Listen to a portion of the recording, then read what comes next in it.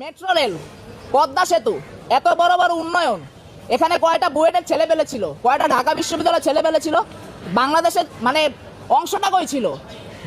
ঋণও নিছি আমি বিদেশ থেকে, ইঞ্জিনিয়ারও নিছি বিদেশ থেকে, কাঁচামাল র মেটেরিয়াল সেটাও নিছি বিদেশ থেকে। তাহলে আমার কর্মসংস্থানটা হবে কোত্থেকে ভাই? আপনার তো জব সেক্টর নাই, আপনার কর্মসংস্থানটা হবে কোত্থেকে?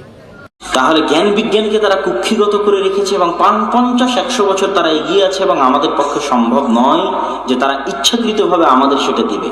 কিন্তু আপনি যদি বলেন এই দোষ তাদের, আমি বলবো এই দোষ তাদের নয়, এই দোষ আমাদের। কেন? আমি ইউরোপে পড়ি, ইউরোপের বিশ্ববিদ্যালয়ে বসে যখন দেখি বাংলাদেশের শ্রেষ্ঠ বিদ্যাপীঠ ঢাকা বিশ্ববিদ্যালয়ের হাজার হাজার ছাত্র টিভি স্ক্রিনের সামনে বসে খেলা দেখে সময় নষ্ট করে, তখন আপনি বলেন দোষ তাদের না দোষ আমাদের? দোষ আমাদের।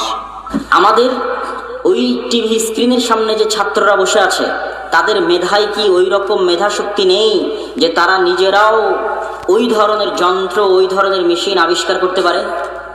আছে না নাই? কথা বলেন না কেন? আছে না নাই? আছে। যদি তাদের থাকে, তারাও আছে, এরাও মানুষ, আল্লাহ সুবহানাহু ওয়া তাআলা সবাইকে সমান শক্তি দিয়ে, সময় দিয়ে, সুযোগ দিয়ে পৃথিবীতে পাঠান। কিন্তু পার্থক্য কোথায়? তারা তাদের সময়কে নষ্ট করে না, আর আমাদের যুবকরা তাদের প্রোডাক্টিভিটিকে নষ্ট করে দিয়েছে।